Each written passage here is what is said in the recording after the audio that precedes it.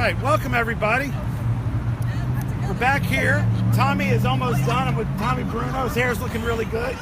I gotta say, my wife is thrilled. The sculpture is looking even better. Yeah. This is going to replace Lee, who used to not replace him, but We like to think so, but you know, actually that's not what we really want. Up there. We want the original. We're filming right now. Yes.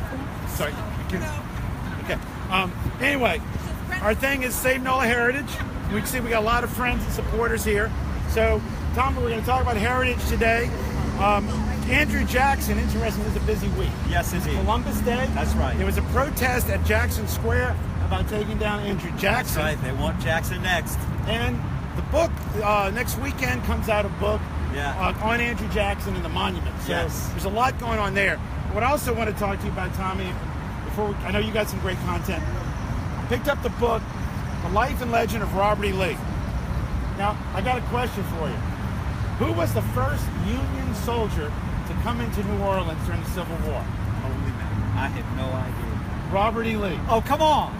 Robert E. Lee. That is fabulous. You want to know how I can say that? Okay, let's hear it. Robert E. Lee is in Texas. Okay. Louisiana in January. Louisiana in January votes to succeed. Okay. February 1st, Texas votes to succeed. And I know he resigned his commission in April, was it? In April. So we Okay. got that time frame. Okay, that's right. He's in Texas. It's That's March right. 1st.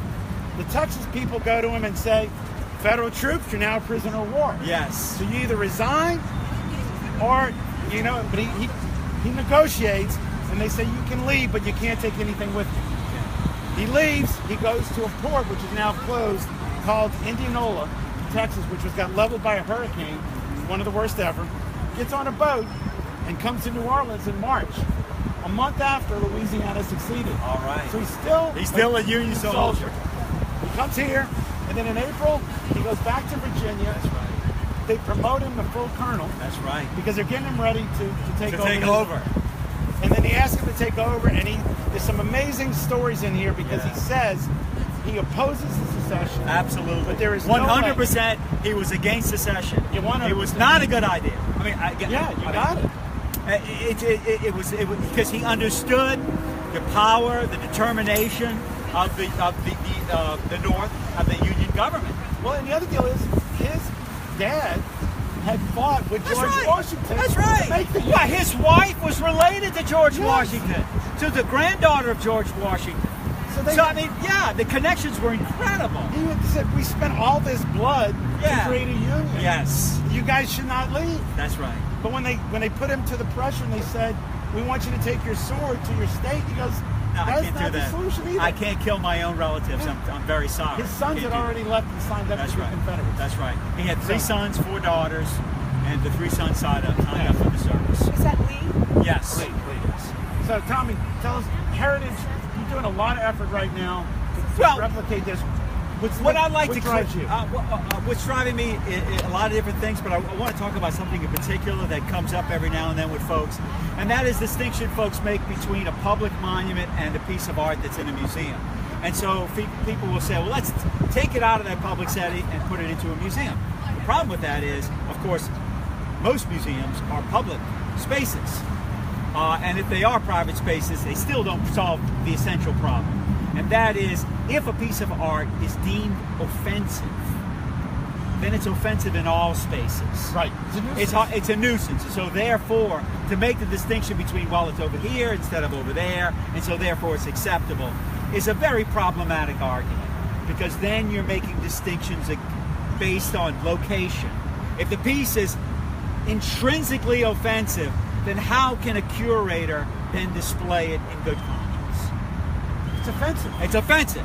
So that's why we're trying our best to call attention to this idea. First of all, if you're going to use terms like offensive, racist, white supremacist, if you're using those kind of terms, you have to know what you're talking about.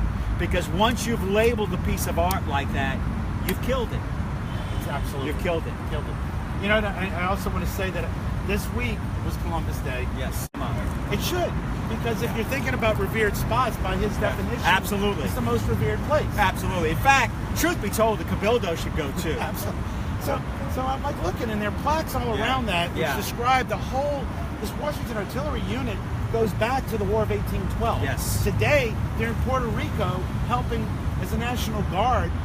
Those guys. So this is a group that's been around for 200 years, but yet their emblem is a Civil War cannon. And the odd thing was, 1,500 men that were free men of color fought in that unit on the south side during the Civil War. It's a very there's no very interesting. It's very complicated. It's complicated stuff. It's complicated stuff. But what I'd like to just say in closing is to emphasize this idea of preserving and keeping our heritage.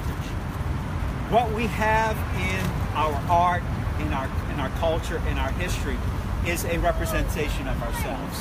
When we're young, we look to stories, we look to meaningful objects around us to feed our imaginations, to form our sense of ourselves.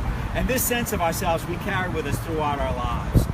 If we have this sense of guilt, of shame, of I'm not worthy because of what someone in my family might have done generations before, this casts a shadow on my psyche. And this shadow can be very, very detrimental to my ability to serve, to perform in life, to be able to reach for high ideals and values.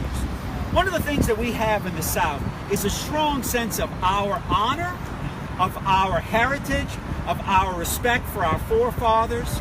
You can see that in our love for our country, our love for our flag, particularly in the South. And I think that these kinds of values really infuse our sense of cooperation, our sense of tolerance for each other. We saw that in Beauregard. Charlie and I went up there a couple of weekends ago, and we were discussing a statue, perhaps in that parish. And what we were struck by is the civil way in which the discourse was held. You know, I want to add in there, the Beauregard Monument, which is dedicated in New Orleans, when you read that, it says patriotism, civic duty, are what we're here for. That's right. And this kind of civility is very, very, very important if you're going to conduct public discourse. This idea of being able to listen patiently, to not contradict, to not belittle, to not interrupt. All of that we saw at that meeting in Beauregard. It was a tremendously uplifting thing for no other reason, as opposed to what we experienced at the city council meeting. Oh my God, that was impossible. That was impossible. And you can watch some of those videos on YouTube. So in any case, at the Beauregard meeting, the people were very polite and they were very civil. And I think that's one of the hallmarks of our culture, our Southern culture. And that sense of civility is rooted in our respect for our past. I agree. Tommy, a great project you've been working on. Thank you very much, I want to Charlie. thank you for what you've done. Thank you for all you've done too. You know, you brought a lot back to New Orleans with this. So we look forward to seeing this completed in bronze. Yes, sir. And it's going to be a great thing to New Orleans. Stay tuned. We'll keep you posted as to when that's going to happen. Okay, thank you. Good job, Charlie.